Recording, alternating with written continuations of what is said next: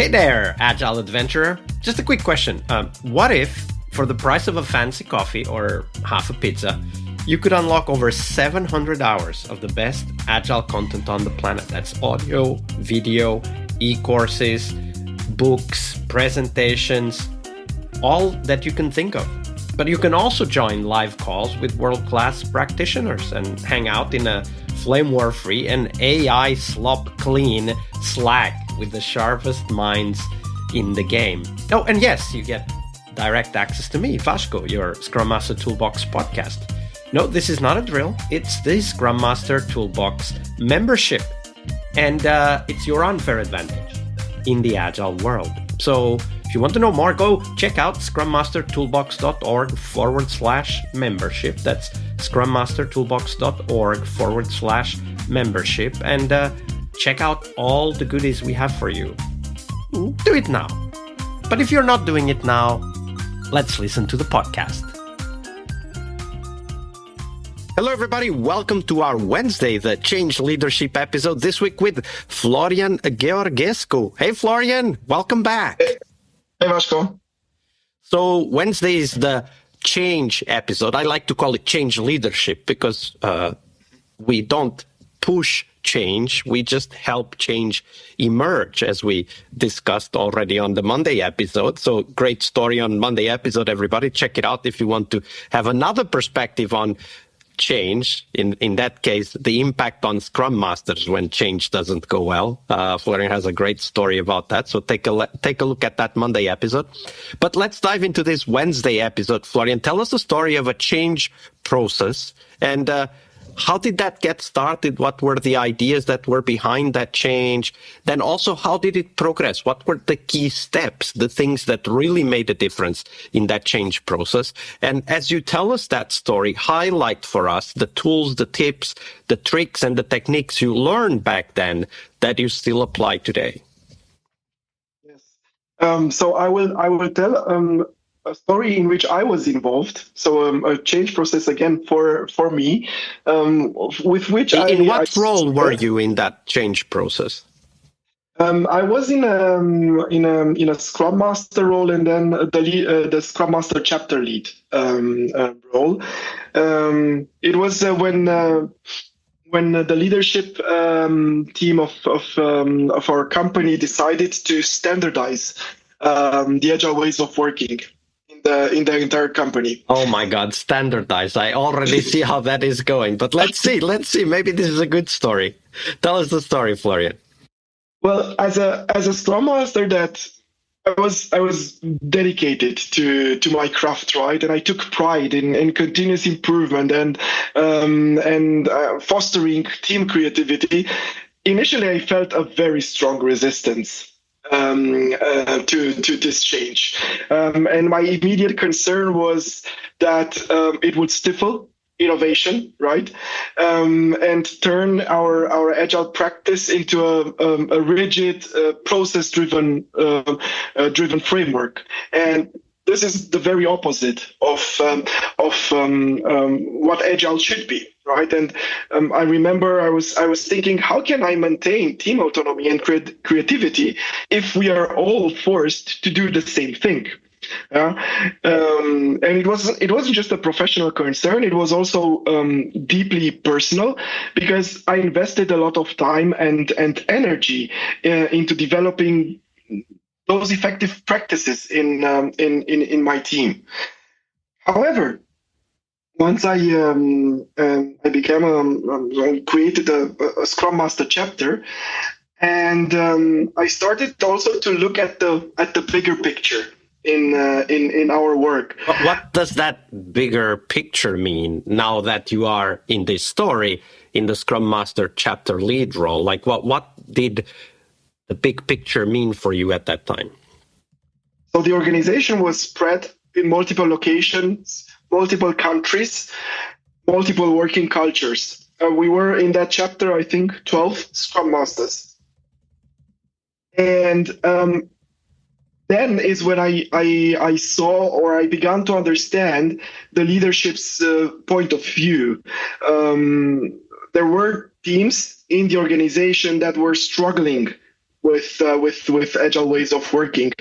They were struggling even with basic agile implementation, and we were working, or the structure of the organization was in a way that we had to work together to deliver something valuable end to end to customers. So there was cross tribe because we were split in tribes. There was needed cross tribe collaboration, and we had different teams even speaking different agile languages. So what meant for one team a sprint planning meant completely something completely different for another one.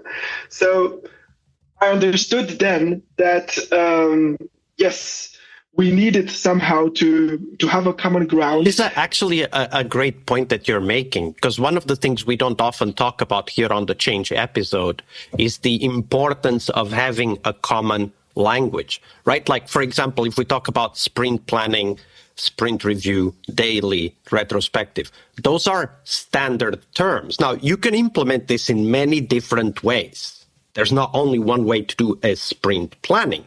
But the sprint planning as a term has a meaning, right? Like from a process perspective, you have inputs, you have the actual event, and then you have outputs, right? Like, and that language needs to be understood similarly, not exactly the same, but similarly across the whole organization. And so that I totally understand your change of mind, because when you start seeing the reality that, you know, one team has sprint planning, the other team doesn't have sprint planning.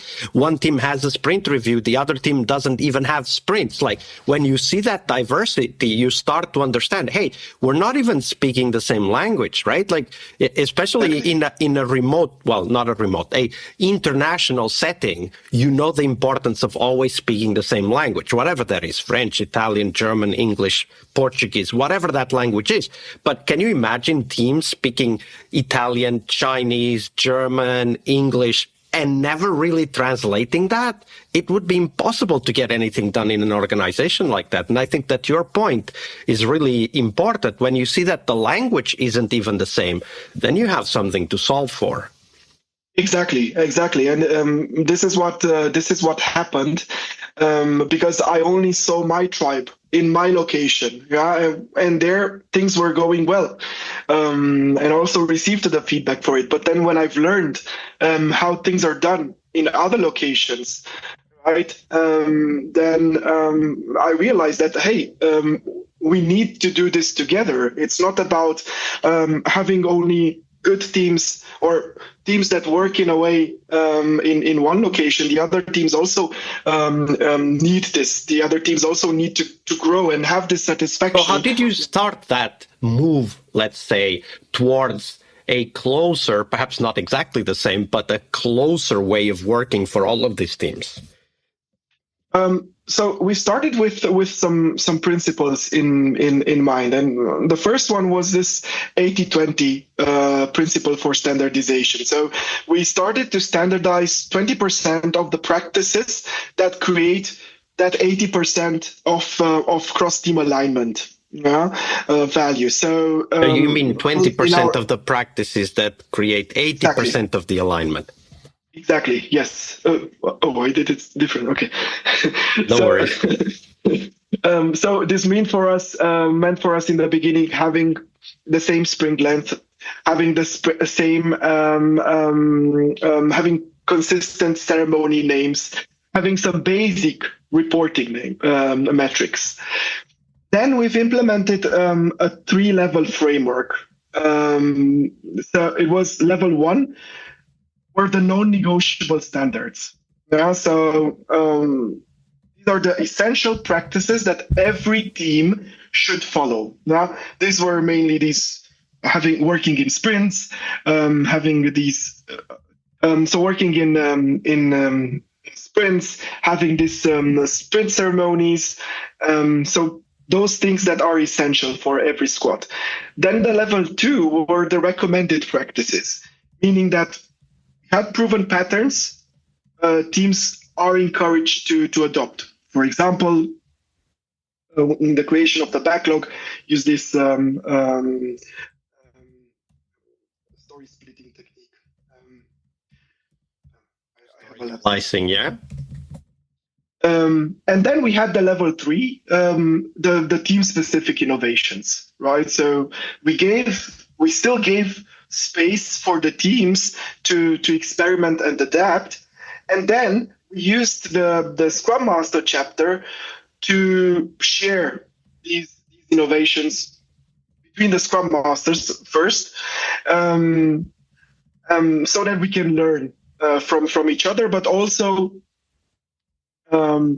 supporting spreading organically these practices that have proven to be successful for some teams. Yeah, absolutely. I really love that 3 level of standardization. Of course, it supports this 80-20, but it also gives people an understanding, hey, these things you must have. Like if you're using Scrum, you must have a sprint, you must have a sprint planning, you must have a product owner, whatever that is, right? And that creates the commonality that enables the collaboration, because that's one of the things we don't often talk about, right? Like collaboration does not emerge if we don't speak the same language, if we don't have a similar way to interact with people outside the team, right?